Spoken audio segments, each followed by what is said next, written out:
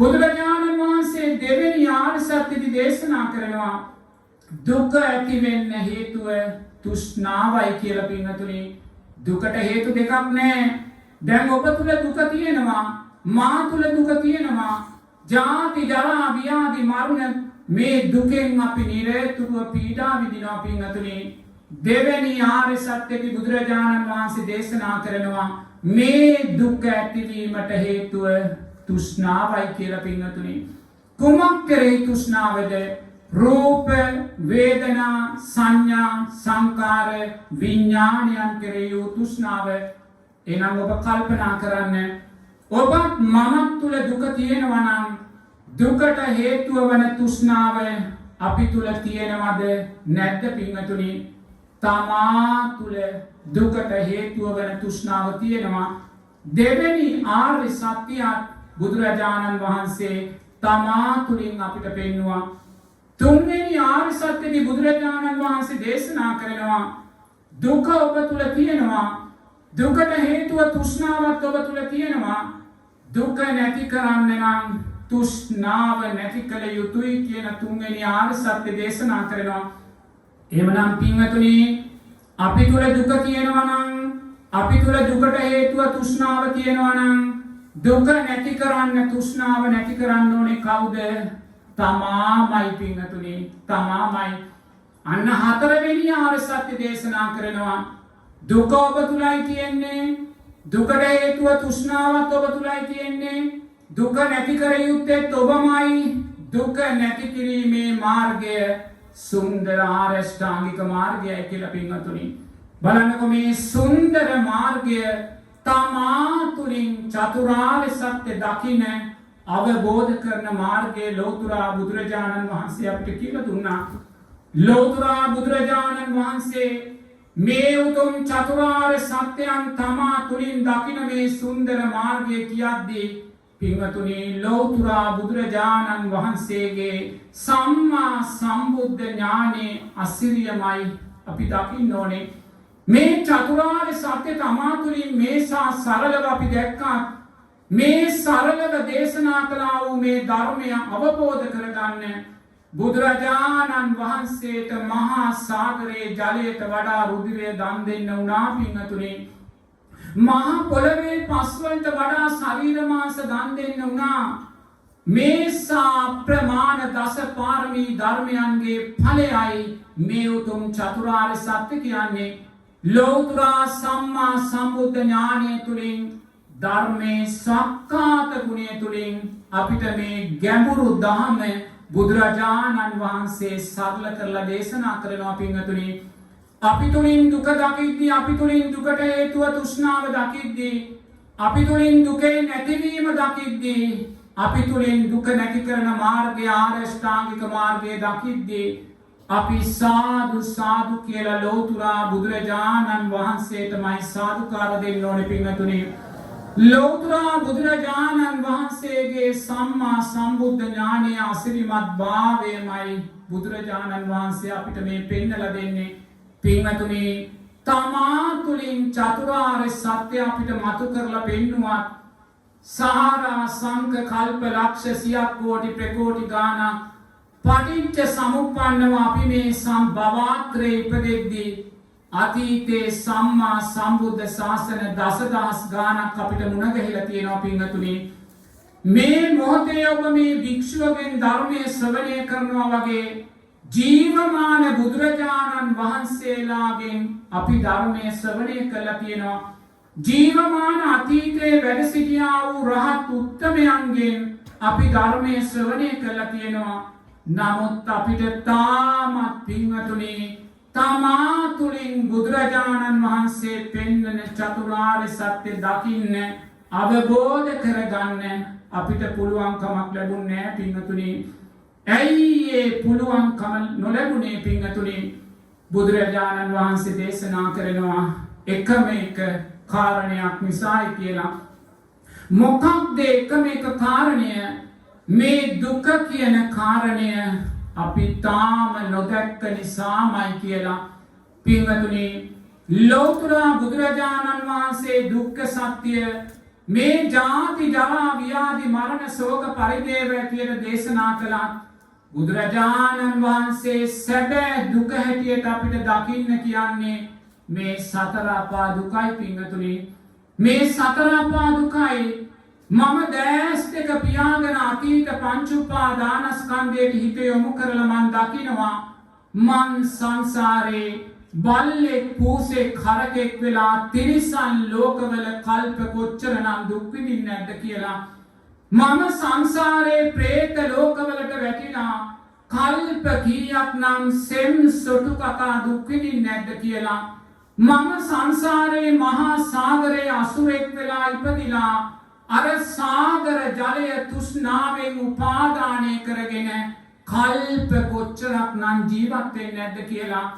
අර නිරයන්ට වැටිලා ගින්දරත් යෝධියත් එක්ක පිච්චි කොයි සානම් දුකක් මං සංසාරේ අත්විඳින්නේ නැද්ද කියලා. පින්වතුනි දුක මේ ආකාරයෙන් දකින්න ඒ අතීත පංච උපාදානස්කන්ධ දුක නුවණින් මතු කරලා දකින්න තිරිසන් ලෝකවල പ്രേත ලෝකවල අසුර ලෝකවල නිරයන්ට පටිච්ච සමුප්පන්නව වැටුණ වෙලාවේ අපු වින්දා වූ දුක බුදුරජාණන් වහන්සේ දේශනා කරනවා මහණෙනි ඔබලා තිරිසන් ලෝකවල ඉපදුන වෙලාවේ හරකෙක් කෙළුවෙක් කූරෙක් වෙලා ඉපදුන වෙලාවේ මිනිස්සු ඔබලාගේ බෙල්ල කපාගෙන මරාගෙන කද්දී ගලාගෙන ගිය රුධිරයද වැඩි මහා සාගරයේ ජලයද වැඩි කියලා පින්වතුනි ස්වාමීන් වහන්සේලා පිළිතුරක් දුන්නේ නැහැ.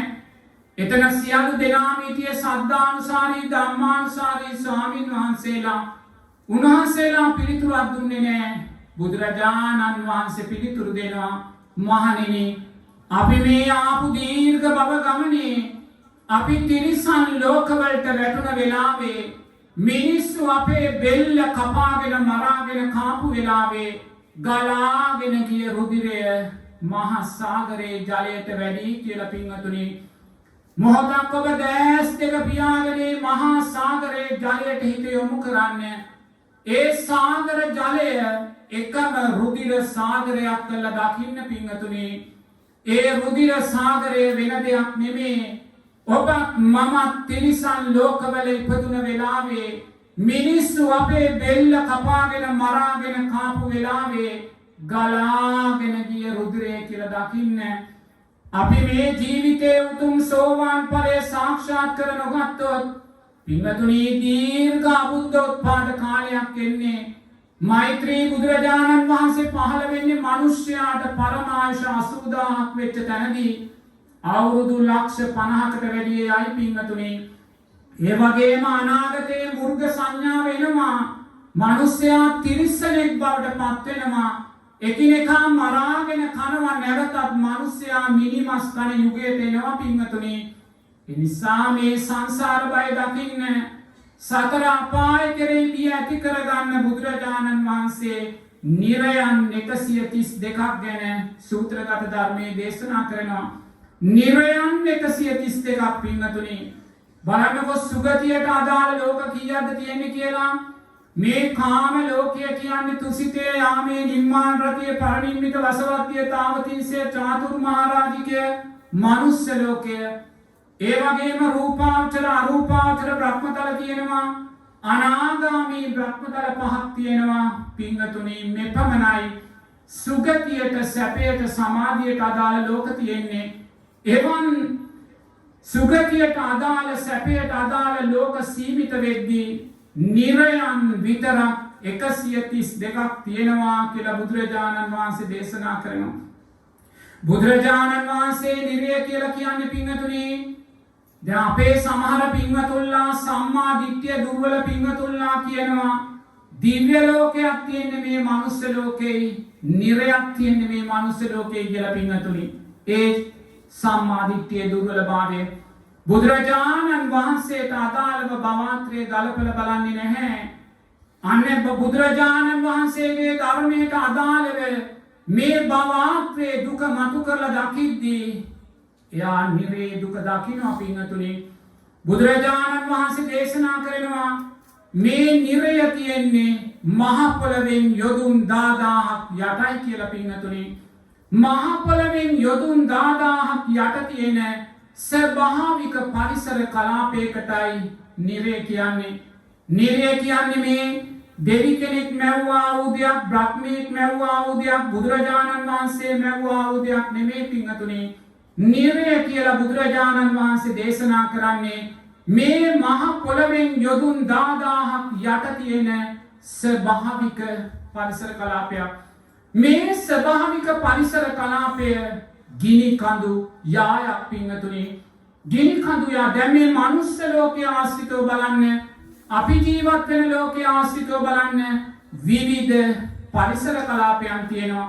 ගිනි කඳු සහිත පරිසර කලාපයන් තියෙනවා. උණු වතුර නිල් සහිත පරිසර කලාපයන් තියෙනවා. කාන්තාර පරිසර කලාපයන් තියෙනවා. හිම මිදෙන පරිසර කලාපයන් තියෙනවා.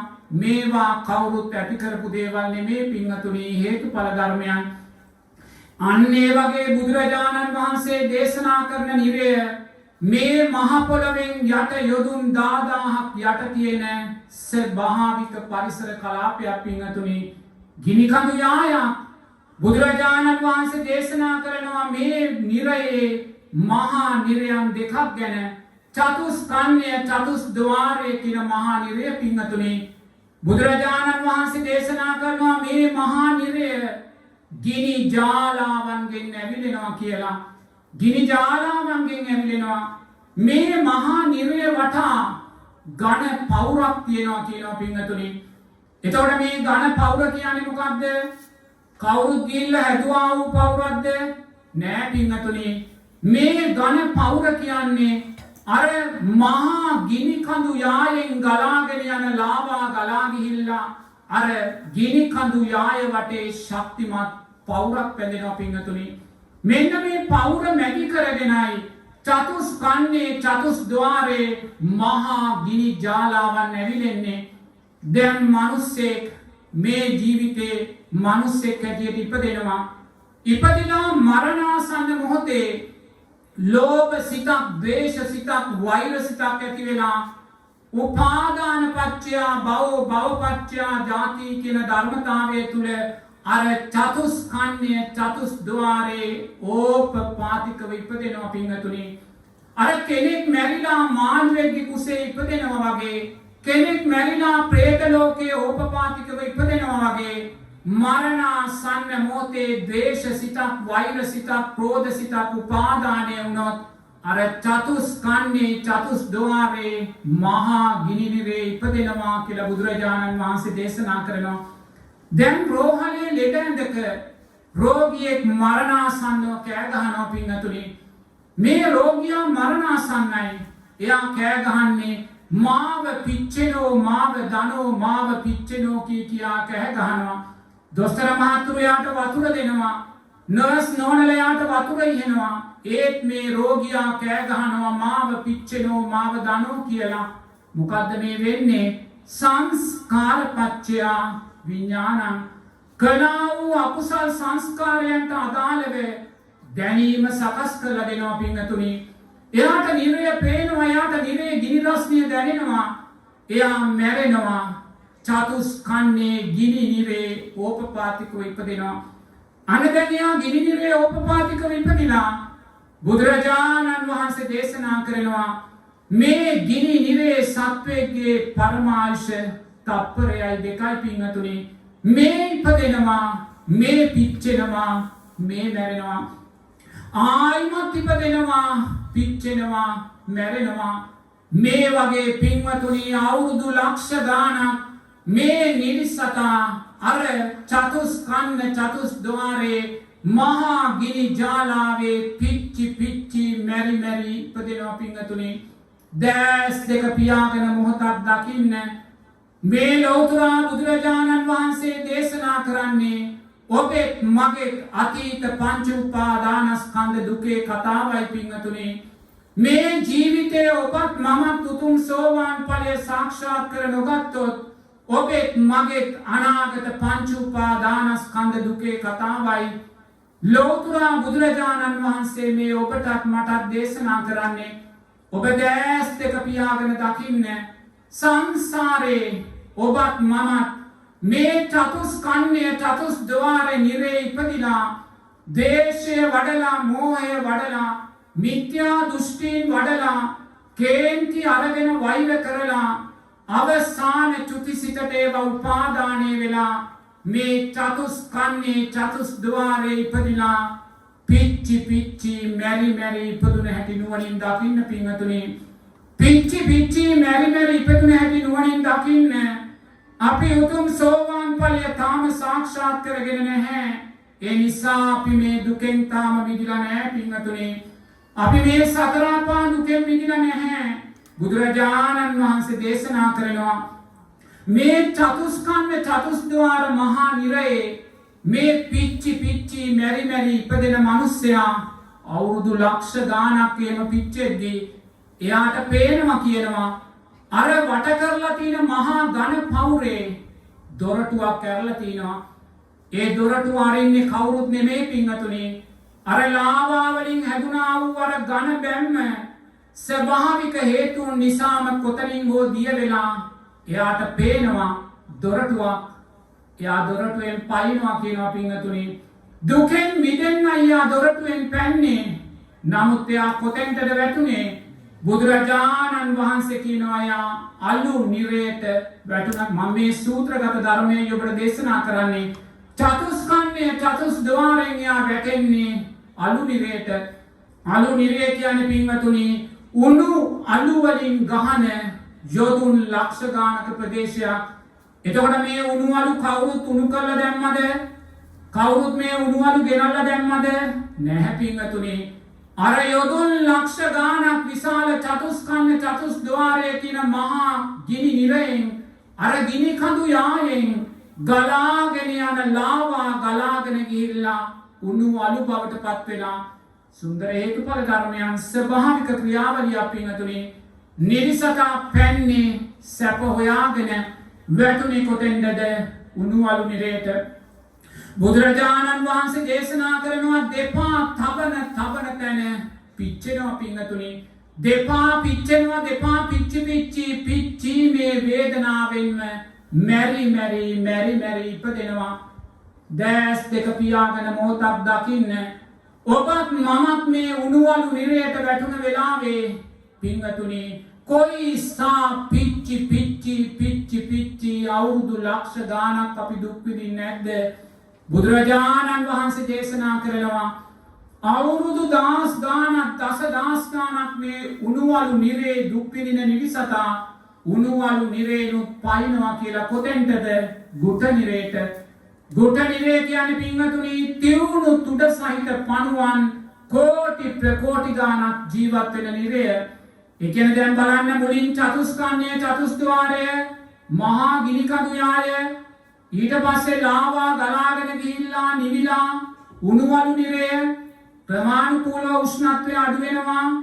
ඊළඟට ගුට නිරය තියුණු තුඩ සහිත පණුවන් ජීවත් වෙනවා. ක්‍රමානුකූල උෂ්ණත්වය දැන් අඩු වෙනවා පින්වතුනි. දැන් නිරිසතා පැන්නේ කොතෙන්ටද? ගුට නිරයට.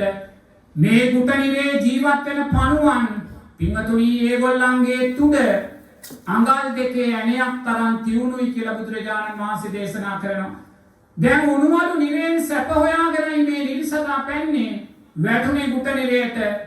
පණුවන් ලක්ෂ ගානක් මේ නිරිසතා වට කරගන්නවා කියනවා.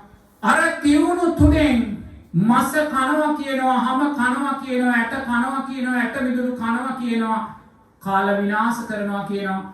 ආයිමත් ගුට නිරයෙන් ඉපදෙනවා. අවුරුදු දහස් ගානක්, අවුරුදු දසදහස් ගානක්, අවුරුදු ලක්ෂ ගානක් පින්වතුනි ඔබෙත් මගෙත් අතීත පංච උපාදානස්කන්ධ දුකේ කතාවයි බුදුරජාණන් වහන්සේ මේ කියන්නේ.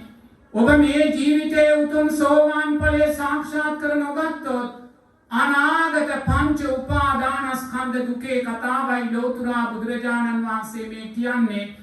අර ගුට නිරේ පණුවන් දහස් ගානක් මැදි කරගෙන අපිව පින්වතුනි පණ පිටින් මරාගෙන කද්දී අපි වින්දා වූ දුක නුවණින් දකින්න.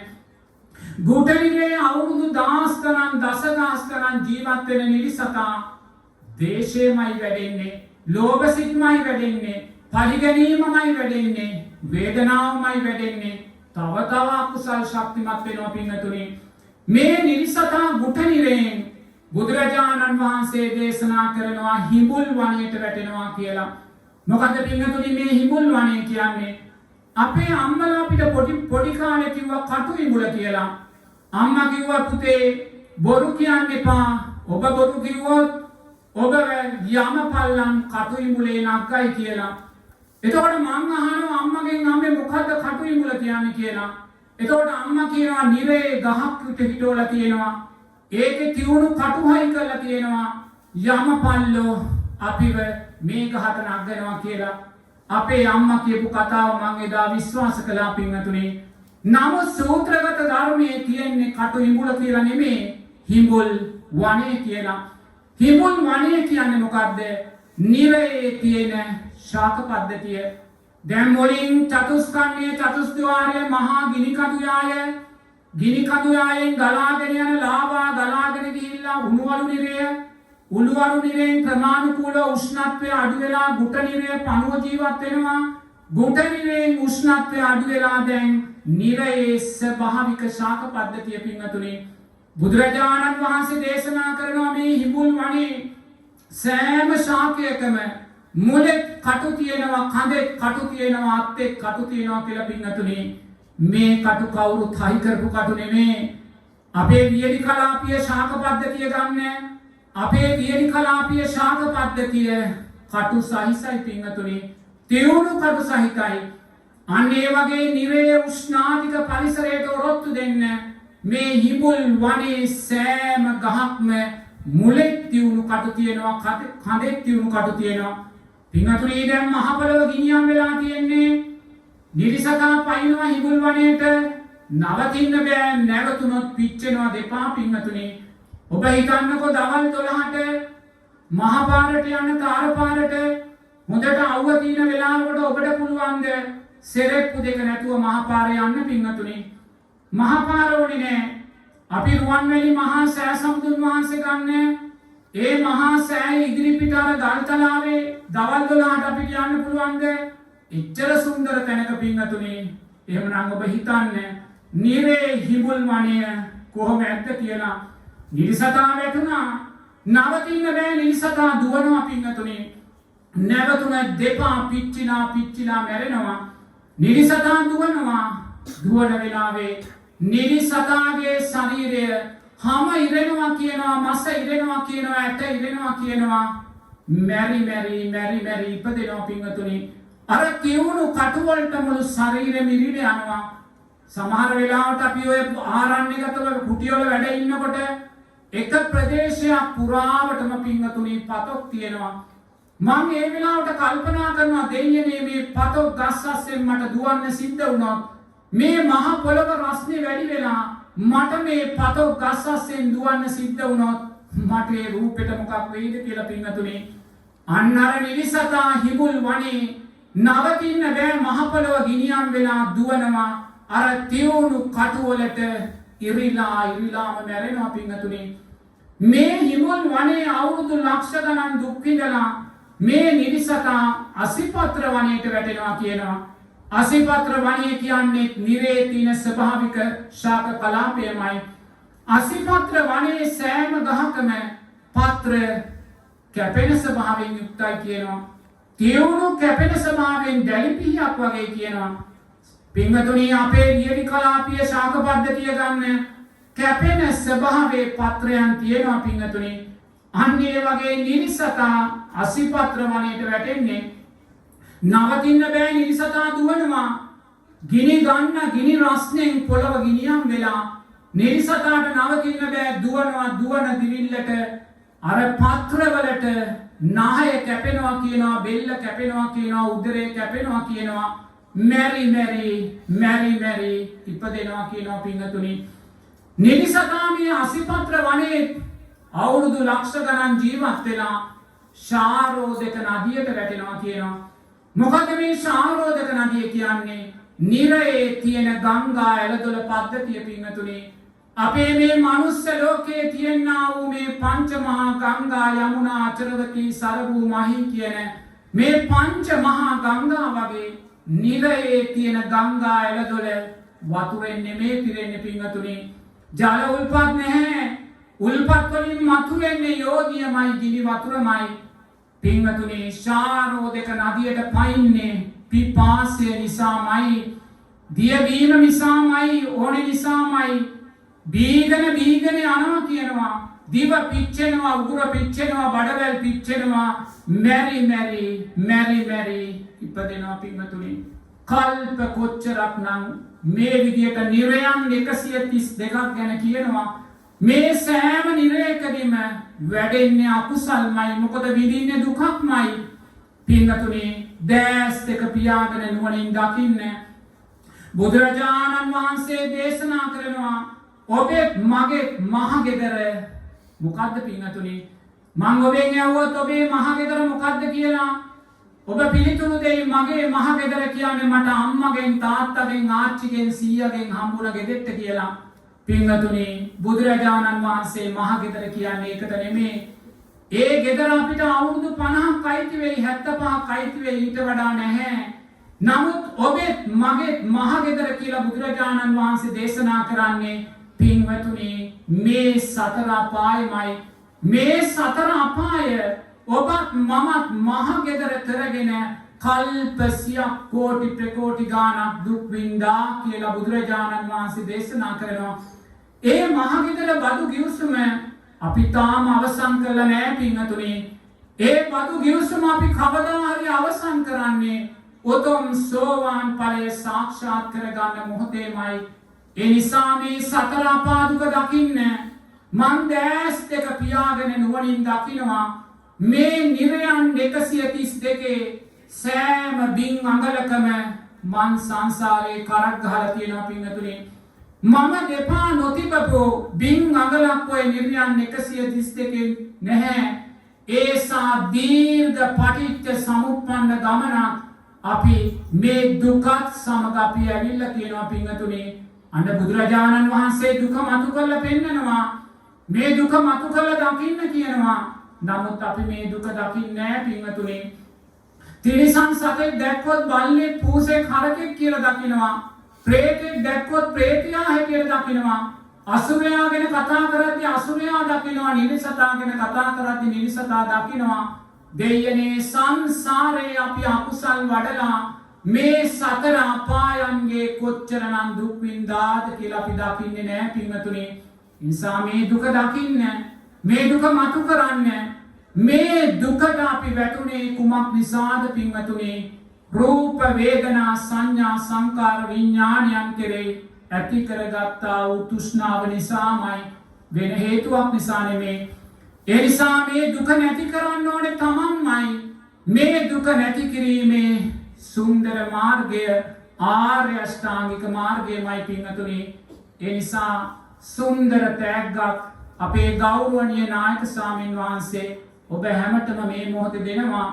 තමන්ගේ උපන්දිනයේ දවසේ ලෝකයාට දෙන්න පුළුවන් ශ්‍රේෂ්ඨම ධර්ම දානමය තෑග්ග මේ මොහොතේ අපේ ගෞරවනීය ස්වාමින් වහන්සේ නායක ස්වාමින් වහන්සේ ඔබලාට දෙනවා.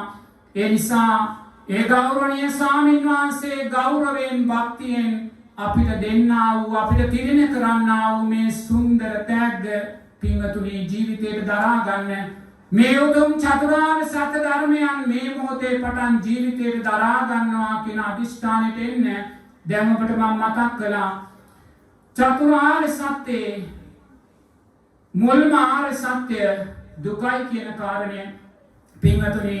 ජාති ජරා ව්‍යාධි මරණ ශෝක පරිදේව දුක්ඛ දෝමනස්යන් නිරතුරුවම අපිට පීඩා කරනවා. ඒ දුක ඇති වෙන්න හේතුනේ තෘෂ්ණාවමයි. දුක නැති කළ යුත්තේ තමාමයි. අන්‍යයා දුක නැති කිරීමේ මාර්ගය වන ආර්ය අෂ්ටාංගික මාර්ගය මතු කරනවා පින්වතුනි. එයා ආර්ය අෂ්ටාංගික මාර්ගය මතු කරගෙන එයා නුවණින් දකිනවා නිරතුරුවම. එයා කල්යාණ මිත්‍ර ආශ්‍රයන් තව තව ලබනවා. එයා සද්ධර්ම ශ්‍රවණය තව තව ලබනවා. එයා තව තව සද්ධර්මයේ නුවණින් මෙනෙහි කරනවා පින්වතුනි. එයා මෙනෙහි කරලා මේ සුන්දර මාර්ගය මතු කරගෙන එයා මුලින්ම තමාට කෘතවේදී කෙනෙක් බවට පත් වෙනවා. තමාට කෘතවේදී කෙනෙක් වෙනවා කියන්නේ තමා නිහතමානී භාවයට පත් වෙනවා. මොකද අපි සක්කාය දිට්ඨිය සිඳපු තැනයි උතුම් සෝවාන් ඵල අවබෝධය අපිට ලබන්නේ. එයා තමාට කෘතවේදී වෙනවා. එයා නුවණින් දකිනවා මම තාම සතර අපායේ මිදුනේ නැහැ. ඒ කියන්නේ මම තිරිසන් ලෝකෙට, പ്രേත ලෝකෙට, නිරයට, අසුර ලෝකෙට විවෘතව ඉන්නේ. ඒ නිසා මම තාම මට යුතුයකම් ඉටු කරගෙන නැහැ. ඒ නිසා මට කෘතවේදී වෙන්න ඕනේ කියන අදිෂ්ඨානෙට එනවා. එයා අදිෂ්ඨානෙට ඇවිල්ලා එයා උතුම් සෝවාන් ඵලය සාක්ෂාත් කරගෙන ආර්ය අෂ්ටාංගික මාර්ගයේ ජීවිතේ කරගන්නවා. ඊළඟට එයා පින්වතුනි ලෞතර බුදුරජාණන් වහන්සේට කෘතවේදී කෙනෙක් බවට පත් වෙනවා. අපි තාම උතුම් සෝවාන් ඵලයට පත් වෙලා නැතිනම් අපි තාම බුදුරජාණන් වහන්සේට කෘතවේදී වෙලා නැහැ පින්වතුනි. බුදුරජාණන් වහන්සේ සාරා සංඝ කල්ප ලක්ෂ ගානක් මේ අප්‍රමාණ දස පාරමී ධර්මයන් පුරන්නේ අපිට මේ උතුම් නිවන් මාර්ගය මතු කරලා දෙන්න. භවයේ සැප හොයාගෙන ගිහිල්ලා සතර අපායට වැටෙන්න නෙමෙයි පින්වතුනි. අපිට ලෞතර බුදුරජාණන් වහන්සේ මහා සාගරයේ ජලයට වඩා රුධිරය දන් දෙන්නේ. මහා පොළවේ පස් වලට වඩා ශරීර මාංශ දන් දෙන්නේ. 6 අවුරුද්දක් පුරාවට අප්‍රමාණ දුෂ්කර ක්‍රියා කරන්නේ පින්වතුනි උතුම් සෝවාන් ඵලයෙන් සැනසෙල්ල ලබලා දෙන්න. උතුම් සකෘදාගාමී ඵලයෙන් සැනසෙල්ල ලබලා දෙන්න. උතුම් අනාගාමී උතුම් අරිහත් ඵලයන්ගෙන් අපිට සැනසෙල්ල ලබලා දෙන්න පින්වතුනි. අපි තාම මේ සැනසෙල්ල ජීවිතේට ලබාගෙන නැත්නම් අපි තාම බුදුරජාණන් වහන්සේ ඒ පිරුවා වූ ඒ වින්දා වූ ඒ කැපුණා වූ සාරා සංඝ කල්ප ලක්ෂ ගානක පාරමී ගමනට පින්වතුනි ඒ පාරමී පරිත්‍යාගයන්ට අපි කෘතවේදී වෙලා නැහැ. අපි කෘතවේදී වෙලා නැහැ. අපි බුදුරජාණන් වහන්සේට ණයකාරයින් බවටයි පත් වෙලා තියෙන්නේ. ඒ නිසාම පින්වතුනි ලෞතර බුදුරජාණන් වහන්සේට කෘතවේදී වෙන්න මේ මොහොතේ ඔබ අදිෂ්ඨානයක් ඇති කරගන්න. ලෞතර බුදුරජාණන් වහන්සේ සාරා සංඝ කල්ප ලක්ෂ ගානක් මේ දස පාරමී ධර්මයන් පිරුවේ මා වෙනුවෙන්මයි. මගේ නිවන් මාර්ගය වෙනුවෙන්මයි. මගේ දුකේ නිරෝධය වෙනුවෙන්මයි. ඒ වෙනුවෙන් මම කැප වෙනවා කියන අදිෂ්ඨානය ඔබ ඇති කරගන්න පින්වතුනි. එහෙම ඇති කරගෙන නිරතුරුවම ඔබ ආර්ය අෂ්ටාංගික මාර්ගයට ඇතුල් වෙන්න. දුකෙන් නිවෙන මාර්ගයට ඇතුල් වෙන්න. ආර්ය අෂ්ටාංගික මාර්ගයට ඇතුල් වෙද්දී පින්වතුනි නිවැරදි දොරටුවෙන් ඔබ ඇතුල් වෙන්න ඕනේ. ආර්ය අෂ්ටාංගික මාර්ගයට ඇතුල් වෙන දොරටු 8ක් තියෙනවා. ඔබට ඕන නම් සීලය කියන දොරටුවෙන් ඇතුල් වෙන්න පුළුවන්. මෛත්‍රී කියන දොරටුවෙන් ඇතුල් වෙන්න පුළුවන්. පින්කම් කියන දොරටුවෙන් ඇතුල් වෙන්න පුළුවන්. සමාධිය කියන දොරටුවෙන් ඇතුල් වෙන්න පුළුවන්. මේ සෑම ඇතුල්වීමක්ම මිච්ඡා ඇතුල්වීමක් බවටයි පත් වෙන්නේ පින්වතුනි. සම්මා ඇතුල්වීමක් බවට පත් වෙන්නේ. මොකද බුදුරජාණන් වහන්සේ කියපු තැනින් නෙමෙයි අපි මාර්ගයට ඇතුළුනේ. මොකද බුදුරජාණන් වහන්සේ අපේ ශාස්ත්‍රුන් වහන්සේ. බුදුරජාණන් වහන්සේ සියල්ල දන්නේ. අපි කිසිත් නොදත් ශ්‍රාවකයෙක් පමණක්මයි පින්වතුනි. එතනයි මාර්ගයේ ආරම්භය. බුදුරජාණන් වහන්සේ සියල්ල දන්නේ. අපි කිසිත් නොදත් ශ්‍රාවකයෙක් පමණක්මයි. ඒ නිසා අපි බුදුරජාණන් වහන්සේ දේශනා කළා වූ ධර්මයෙන් එක වචනයක්වත් පිටට යන්නේ නැහැ. ඒ මාර්ගයෙන් එක අඟලක්වත් පිටට යන්නේ නැහැ. අපි දන්නවා මේ උතුම් චතුරාර්ය සත්‍ය අපිට දේශනා කරන්න.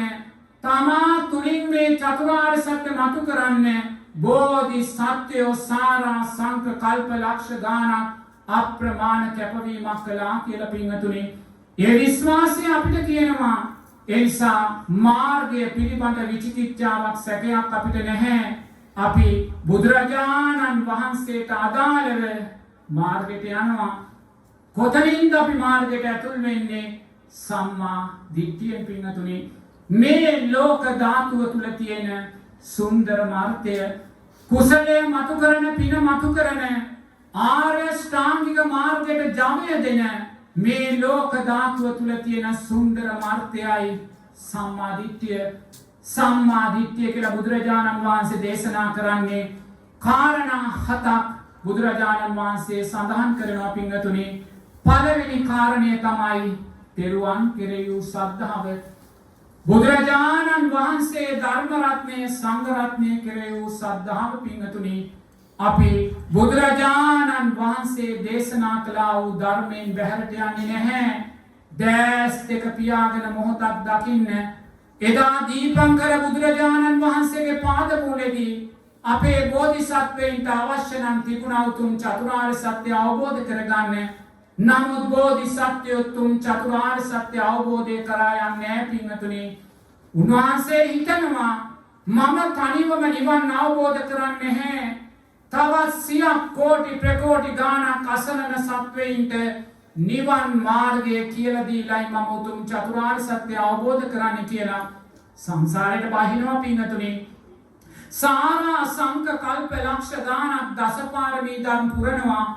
බුදුරජාණන් වහන්සේ පසු කාලීනම ආනන්ද ස්වාමීන් වහන්සේට කියනවා ආනන්ද මම මේ ආවා වූ ගමනේ මහා සාගරයේ ජලයට වඩා රුධිරේ දන් දුන්නා ආනන්ද. මහා පොළවේ පස් වලට වඩා ශරීර මාංශ දන් දුන්නා ආනන්ද. මට විසවක් බිරිඳක් රටක් රාජ්‍යයක් දරුවෙක් මුණුපුරෙක් තිබ්බද මේ සෑම දෙයක්ම මන් දන් දුන්නා ආනන්ද. කුමක් උදෙසාද පින්වතුනි?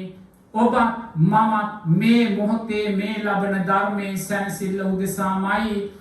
ඉන්පස්සේ බුදුරජාණන් වහන්සේ දේශනා කරනවා මම සිදුහත් කුමාරයා වෙලා ඉපදුනා.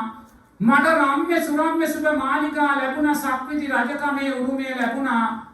සුන්දර යසෝදරාවක් සුන්දර රාහුල පුතෙක් ලැබුණා. ඒ සෑම දෙයක්ම මම අලුයම එළියට දාන කෙළපිඩක් වගේ එළියට දැම්මා. කා වෙනුවෙන්ද පින්වතුනි?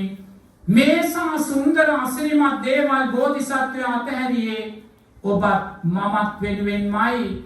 ඔබටත් මටත් මේ මොහොතේ උතුම් චතුරාර්ය සත්‍ය ධර්මය ඇසීම උදෙසාමයි බුදුරජාණන් වහන්සේ මේ සියල්ල අතහැරලා දුෂ්කර ක්‍රියා කරනවා 6 අවුරුද්දක්.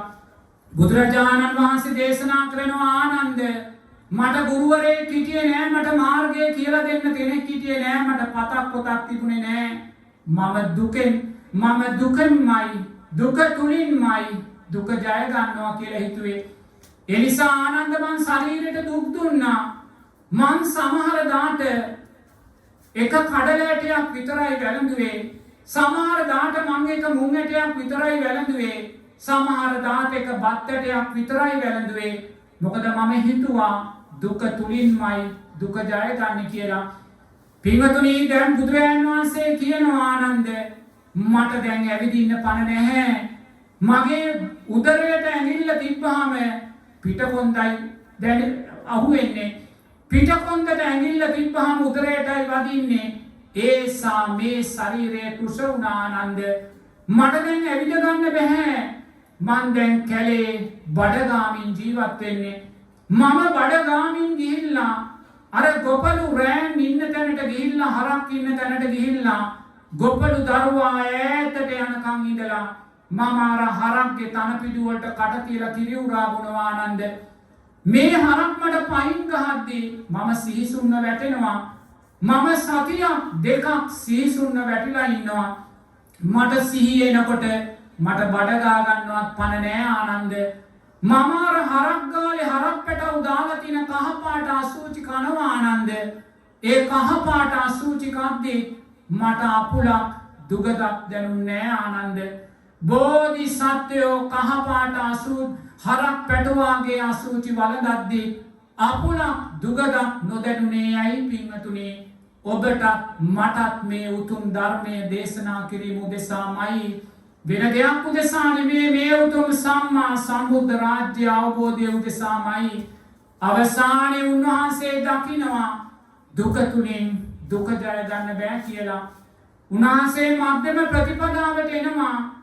එදා හිමිදිරි උදෑසන ජයශ්‍රී මහා බෝධි මූලේ වාඩි වෙලා පින්වතුනි උන්වහන්සේ මොකද්ද කරන්නේ? ජීවිතේ මරණයට දානවා. ජීවිතේ මරණයට දානවා කියන්නේ රූප වේදනා සංඥා සංකාර විඥාන කෙරෙහි තියෙන තෘෂ්ණාව අතහරිනවා. රූප වේදනා සංඥා සංකාර විඥාන කෙරෙහි තෘෂ්ණාව අතහැරෙද්දී ජීවිතේ මරණයට වැටෙද්දී චතුරාර්ය සත්‍ය උතුම් සම්මා සම්බුද්ධ රාජ්‍යයත් අවබෝධ කරනවා පින්වතුනි. එනිසා මේ උතුම් සම්මා සම්බුද්ධ රාජ්‍ය අවබෝධ කරන්නේ ජයශ්‍රී මහා බෝධි මූලෙදී ජීවිතේ මරණයට දාලා පින්වතුනි. ජීවිතේ මරණයට දාලා අවබෝධ කළා වූ මේ උතුම් සම්මා සම්බුද්ධ රාජ්‍ය අසිරියයි ඔබත් මමත් මේ මොහොතේ අත්විඳින්නේ පින්වතුනි. ඉන්පස්සේ බුදුරජාණන් වහන්සේ 45 වසරක් පුරාවට මොකද්ද කළේ පින්වතුනි? මේ සිරිපතුල් වල කරකට එන තුරාවට දියපට්ට එන තුරාවට ගම් නියම්ගම් සිසාරා වැඩම කරමින් චතුරාර්ය සත්‍යමයි දේශනා කළේ.